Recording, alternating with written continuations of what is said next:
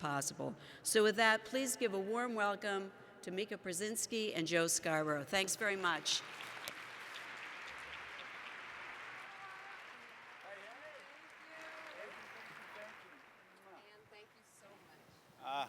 This is so exciting. I've got to say, as a founding member of the Massachusetts Women's Conference, it is quite a crowd. Hey, Joe. This is inspiring. Joe. I'll tell you, Mika's book. Joe.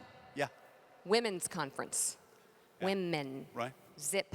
Zip. Okay. I'll start this one. Okay. I'll sit down. Thank you so much for having us, everybody. My gosh, look at this crowd. There's thousands of people here. Anybody here watch Morning Joe? Okay. So then you'll know that we've been on the air for about 4 years, and you'll also know that Joe likes to talk. Does anybody agree with me on that? So we're going to control this situation. What I've done, Joe, is I have some questions here for you. Okay. And if you could stick to script, okay, that would be great. Have you ever done that before? No. Oh, okay. I don't know. Okay, let me look at the first question. Here we go. Why did you write this book? What a great question. Thank you. The book is called Knowing Your Value, and that is just such a brilliant question. I don't know where you got that. The book is based on our experience putting together Morning Joe, which 4 years ago, Joe came up with the idea out of thin air after that situation with Don Imus. You want to talk about that? No. You may. No. Wait, Don Imus got in trouble after he decided to talk about women's college basketball. And there was an opportunity for us to start a show, and it went well. I mean, we actually, Mika and I met the night before the show started, and I knew that I had found the right co-host because I met her, and about 2 minutes in, she insulted me. Well, I said, this will work well on TV, and it did. But a fascinating thing happened. We went on the show. It worked, and we immediately found ourselves in very different situations. Why don't you give them a background on where you were at the time and how it caused some problems that actually led to you almost leaving the show and writing this book? Yes, because obviously the topic here is being fearless, and also obviously the book Knowing Your Value, and value came into the play as we were putting this show together. We both realized the show was going to be good, but we were pretty much the only ones. NBC wasn't so sure, and they were trying out other people, looking at other concepts. Meanwhile, we kept our noses to the grindstone, traveled the country, covered the primaries, booked the candidates, and together we worked on building the vision of Morning Joe, which was based on a philosophy of civility, a philosophy and a vision that Joe came up with. Joe was coming from, what was that show called? Scarborough Country. Yes. So he was already employed at MSNBC, and he had a certain value, a number, money that he was being paid. I had been at the top of my career about a year and a half earlier at CBS News. I'd gotten just about what you would consider the best job a journalist could ever ask for in TV news, and that's a contract at 60 Minutes, as well as an anchor slot on the CBS Evening News Sunday.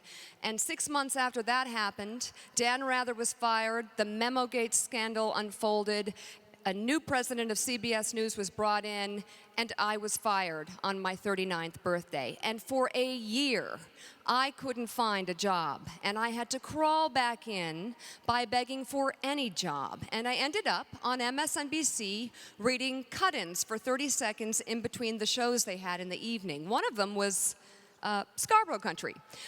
So that's actually how Joe and I met, because Scarborough Country went off the air when Morning Joe began, because he came to put the show on the air. But my value was different.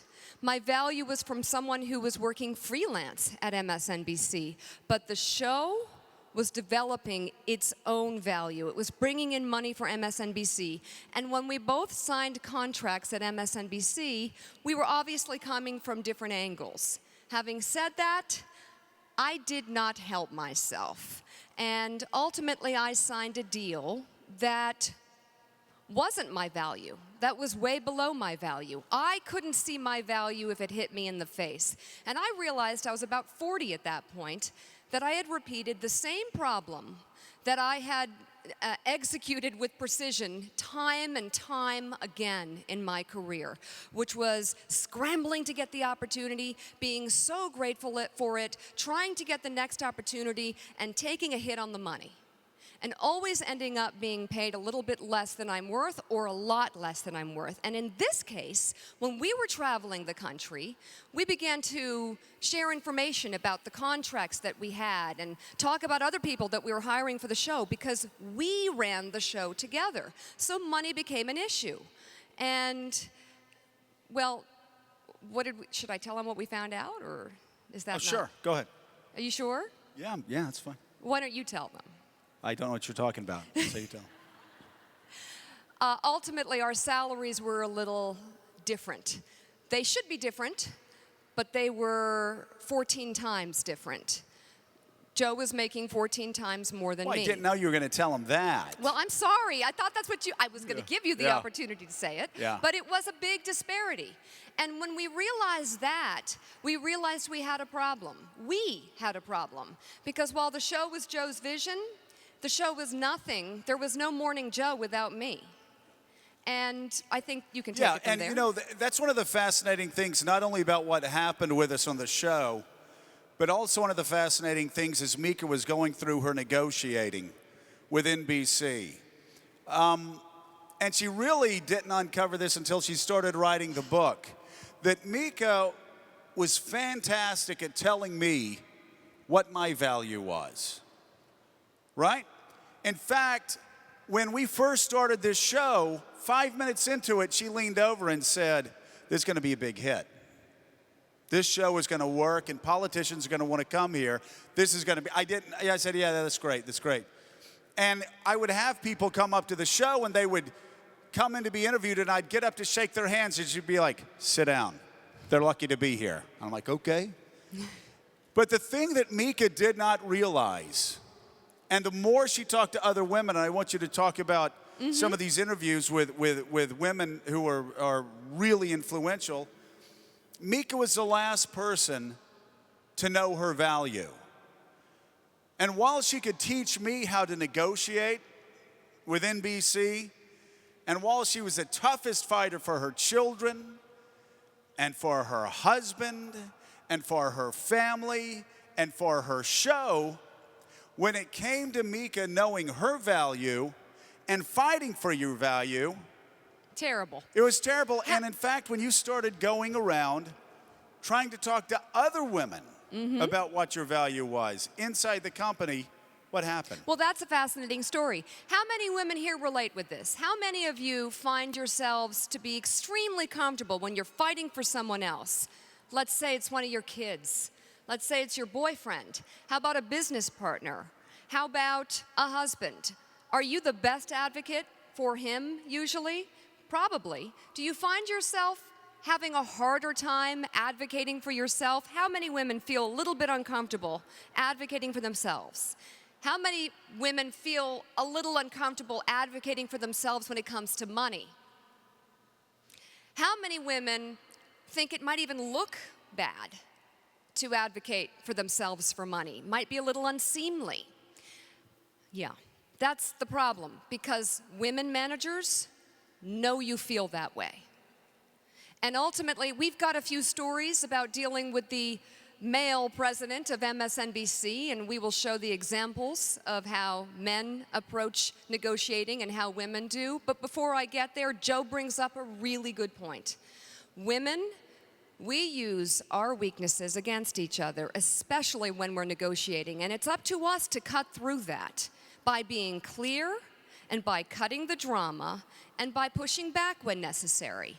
You know, I was doing an interview for the book with Carol Smith, who's the editor of Elle magazine at one time, and she was talking about how she hires a lot of women and the differences in how women ask for money and men, and we were talking about the problems she's confronted in her career.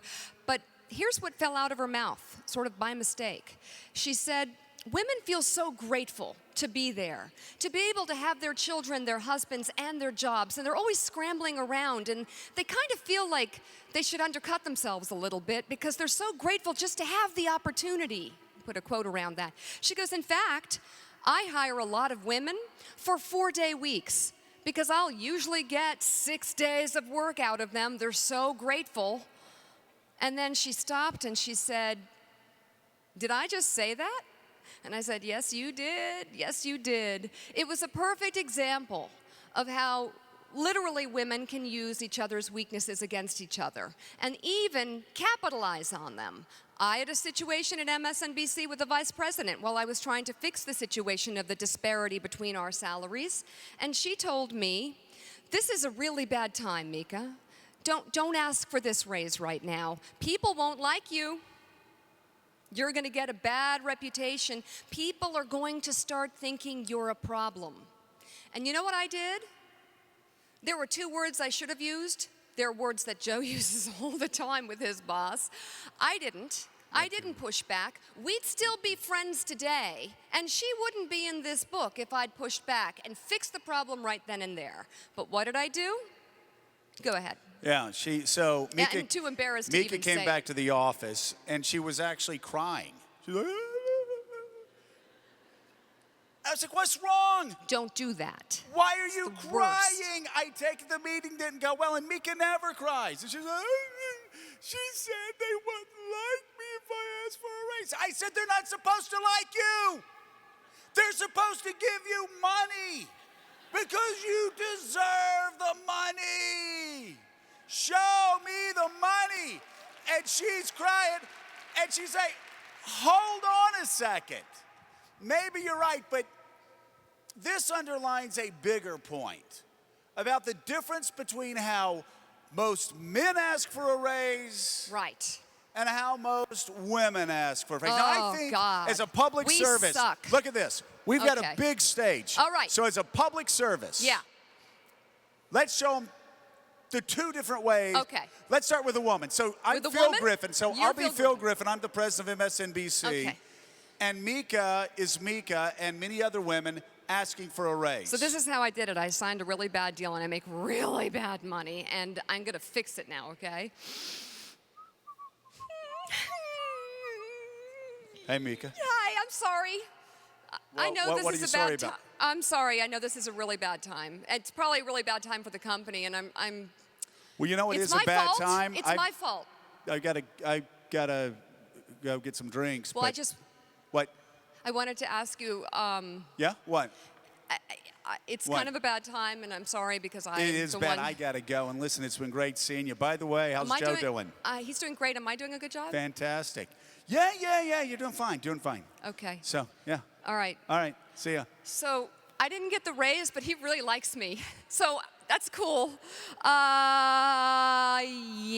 How many of you today have used the S word? S. Exactly. I'm sorry. How many of you used it? Just in any way? Yeah. Oh my God. I'm sorry. It's a bad time. I'm sorry to interrupt. Hey, I'm sorry. Stop it. You're not sorry. If you say you're sorry, especially when you're going into a negotiation, you're literally saying, "Don't give me the raise. Please don't give me the raise." the money. And by the way, you don't have to explain to your boss that your kids need braces. Don't play the victim. That's got nothing to do with how much money you are owed by the company. It's not Phil's fault. If you decide to take the money that your kid needs and blow it on a weekend in Vegas, that's not your boss's It's problem nobody's either. problem. Which leads They don't care. to how men ask for raises. I'll be Phil. In this scene, Mika Brzezinski is played by, or Phil Griffin is played by Mika Brzezinski. Joe Scarborough is played by Joe. This is how I keep getting raises. You may not want to try this. It's just worked for me, but this is how a lot of men do it. Hey, Phil, how you doing? Hey, buddy, how you doing? I don't know why you would call me your buddy. What? The fact of the matter is, we have more people watching our show now than you ever had under Imus. Yeah. I need a raise. Show's good, I but need no. a big raise. No. No, what do you mean no? Joe, kiss off. I'm Hey, not giving you a raise. Okay, I've got another idea. So let's try this tact. Why don't you keep that attitude up? Mm-hmm. I'll walk out the front door here. I'll go to another network, I'll start my own show, I'll buy that network, I'll destroy your network, I will buy your building, I will burn down your building, and I will salt the earth to make sure nothing ever grows there again. All right, you can have the frickin' raise. It's fine. All right. It's fine, Joe. You can have it. By the way, did you see Pujols just signed with Awesome. the Angels? He was great. Is that not amazing? It's amazing. You going hey, Friday? Say hi to All right. Corey, okay? Yeah. We'll All talk right. to you Yeah. soon. Catch you later. Yeah. Guys, get away with that. And I'm not saying you need to act that way, and Mika's not saying you need to act that way, but it underlines an important point. Not stylistically, because you don't want to drop the F-bombs that I drop when I'm screaming at Phil. Oh, you don't want to act that way. But when it comes to substance, I never once talked about the fact that I was tired of living in a small apartment in New York City and I wanted to buy a house in Connecticut. I never once talked about my kids' braces. I never once talked about the fact that I'm having trouble with my parents and I got to move my mom into a new home because of this. No. It wasn't about that. It was about what I was owed, which leads, Mika, to what you talk about in this book, about how you finally got your... So talk about how you finally went from being one of the lowest paid women at MSNBC to the highest paid. It was a 4-step process. The first 3 are what not to do. Don't apologize. The second time I went in there, I played the victim, and I was teary. The third time I went in there, I tried to act like Joe. And that was a disaster. Don't do that. That was the most, I had to dig deep to write that because I blacked it out. Hey, it you was wanna one do of those that really moments quickly? you don't want to remember. Really quickly. Yeah. This is how this meeting went, because she said, okay, well, Joe yells and screams and points fingers. I'm going to try it. Okay, Spits. so I'll be Phil. Oh, you're Phil? Phil, Hey. F-bomb. F-bomb What? this, man. F-bomb. I am tired of making 14 times less than Joe. You can F-bomb off. You need to pay me what I am worth. Hold on. And then he poked me back. It was so bad. And we both froze and looked at each other and were like, ooh. And then I believe I was slunk out of there because it was not authentic and it felt so completely out of character. I realized I'd failed. And he called Joe and asked Joe this. Dude, is that woman crazy or what? I was.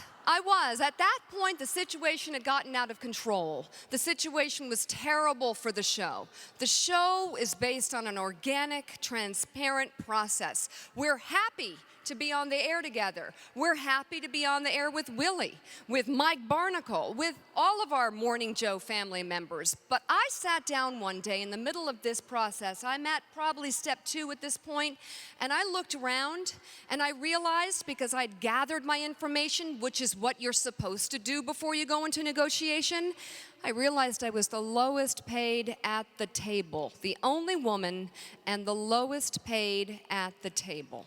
So it wasn't just the disparity between me and Joe, it was the overall situation which needed to be fixed. So how did things get fixed? Well, there were a couple of things that happened that ultimately led to step 4. And I did ultimately fail. I didn't get it done. And I felt very unhappy about this. And I realized that it wasn't worth doing this. The show would end badly because we're so transparent. If I had an Ambien the night before, chances are you're going to know, because I'm going to tell you or Joe's going to out me. That's how transparent we are. I became convinced that, like a bad relationship, the show would end badly because my anger would show on the air, and I would ultimately hurt myself. I had, by the way, missed a number of opportunities to make money on this show. Halfway through the process, I had ripped that script up. This is when the show was beginning, a Paris Hilton situation. They actually called me in and offered me a 4th hour on MSNBC, MSNBC Live with Mika Brzezinski. And you know what I said? Well, I'll tell you what Joe would have said. Joe would have said, really, a 4th hour? How much is that going to cost you? Because that's more work. You know what I said? Thank you. Thank you. 40 years old, seriously? So then we had a situation where I was doing the 4th hour.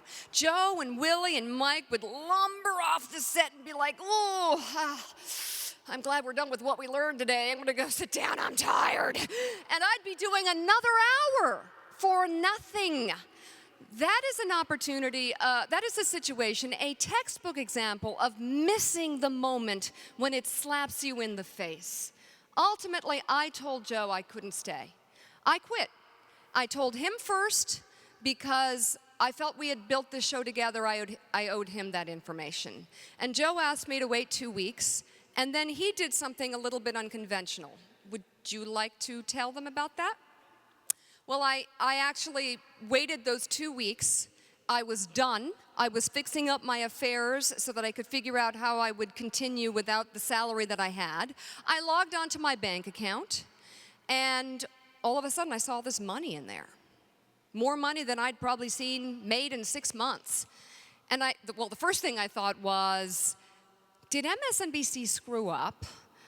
And if so, do I have to give this back?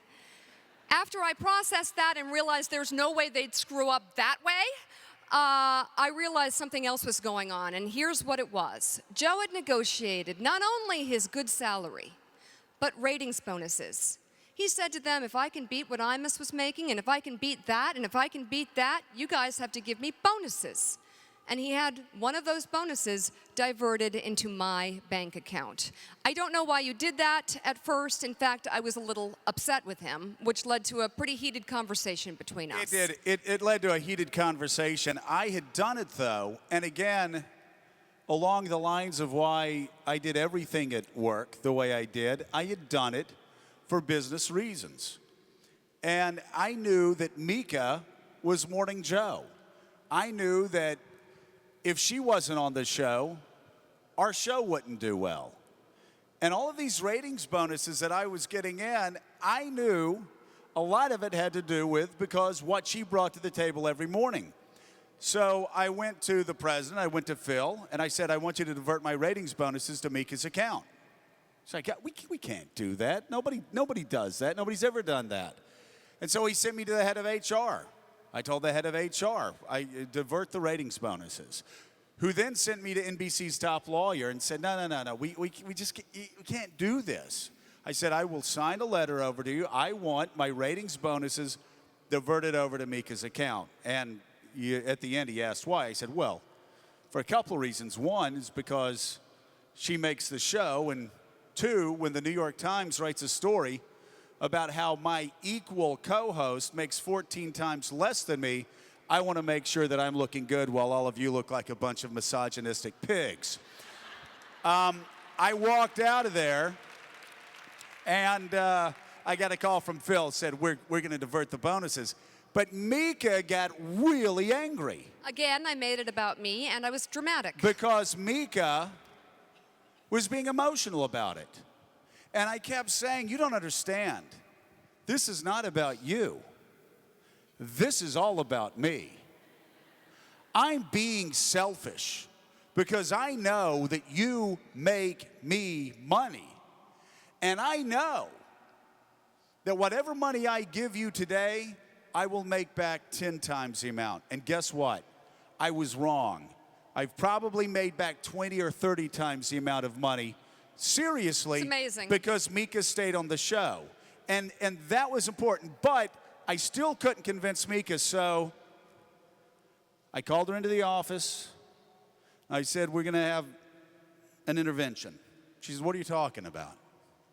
I put it on the speakerphone, and I called her father, Dr. Brzezinski, who, by the way, had already called me stunningly superficial on TV. I told you not to have him on the show. So I called him up. I said, Dr. Brzezinski, Joe, this is Joe. I want to tell you what's going on here. And I explained the situation. And I said, I have diverted my ratings bonuses to Mika.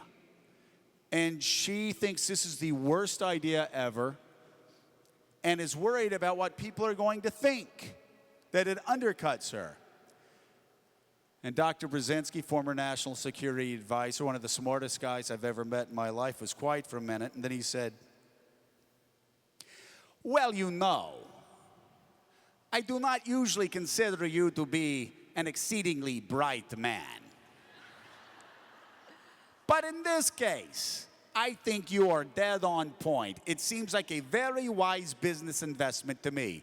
And once again, your father was right. And I took the money. I took the money because I was worth the money and because the show was nothing without me, and it was a temporary fix. But ultimately, I realized that not only would this be a great book someday, a valuable one, which it really has been, because the textbook problems are problems that I've done over and over again in my career, and many of the successful women that I interview as well found themselves apologizing, playing the victim, chattering amongst them friends, not getting the proper data, and not going in there and talking with clear conviction, authentic presentation, and a real voice about what their value is. And ultimately, I did go in there. I was convinced. I was also, and this is really important, especially in a bad economy, ready to walk. So whether you find a job somewhere else or you figure out your affairs, you've got to go in there with no drama. Only threaten what you plan to do. And I was done. Great that I got the bonuses. It temporarily fixed the problem, but I still needed to do it myself. I went into Phil Griffin a fourth time, and I said, Phil, here's the deal. We've got to fix this problem, and we've got to fix it now. Because right now, what you are is a bad boyfriend. Does anyone here need the definition of a bad boyfriend? I didn't think so. Phil did, or maybe he didn't, but I defined it for him anyway. I said, Phil, a bad boyfriend is a guy that you hang around with, you move in with him, you do his dry cleaning, you cook for him, you do his errands, and you think he's going to marry you, and he never marries you. He never does. You need to marry me, or this relationship is over. And it's not over next month or next year. It's over now. Tomorrow morning, there will be a Morning Joe without a Morning Mika, and you don't want to try that. And he did fix the problem. I have to say, not only did he fix the problem, but he let me write this book. When Joe and I kind of reviewed what had happened, we thought, what are people going to think? My gosh, and what is MSNBC going to think? Because the one thing I didn't do is consider the fact that I still work there, and how am I going to get this through legal? So I went to Phil with the book. Joe and I sat with him. He read the entire book in front of us, page by page. Don't go there? Okay. And he only made a slight change to make some of his more colorful language more accurate. How's that? Is that better? And we ultimately found that he gave us the green light, just the complete green light for the book, and has been our greatest champion, and mine as well, which I have to hand it to him for, because this is not an easy story to tell. It's a systemic problem in most industries, including television, and this was a pronounced version of it. And a couple of notes on Phil Griffin, who does get hammered in this book. The first thing that Phil said to me after the book came out was, Mika needs to write an afterword. Because actually her salary has continued to increase over and over again. And he said we went from paying her nothing to now having to pay her way too much. She's about to bankrupt us. But the second thing that Phil said, and the reason why he let this book go through, and this is a message that sometimes you underline more when you have time, never once did Mika say, poor, poor, pitiful me. The men at my job, at my network, are so awful. Phil Griffin is such a terrible person. No, Mika talked about the mistakes that she made and the mistakes that always set women up for failure. That's not to say that there aren't some terrible bosses out there that aren't misogynistic or that don't pay women what they're valued. But the underlying theme of this book is the mistakes that you made and how you were determined to fix them. Absolutely. There are bosses out there that don't pay women their value. The data backs that up, and those bosses are men and women. What this book talks about is a little bit of what we've talked about here today, but ultimately what you'll see is this is the part that we can control. This is the part that we can change. This is the information that we can use to actually make a dent in the problem. Because this is how we present ourselves. This is how we approach the problem. We, as in women, approach the problem of talking about our value. We got to get over it. The final thing I learned, the most important thing I learned, is where we started. And that is that it does not matter if they like you in a negotiation. And trust me, do they like me? They do now. They didn't like me during this process. I didn't like me. I was all over the place. Dramatic, confrontational, angry. This was not pretty. But ultimately, when I got it done, no, they didn't like me. I cost them a lot of money. It's not a comfortable thing. We have to get comfortable having a conversation where we command respect and put aside the concern about being liked. You will be liked in the long run for that, and you will be kept quite well. Ladies and gentlemen, I've got to say it's been a great honor to be at a place where I was one of the founding members of the Massachusetts Conference for Women. A big hand for Mika Brzezinski. Thank you so much. Thank you for having us.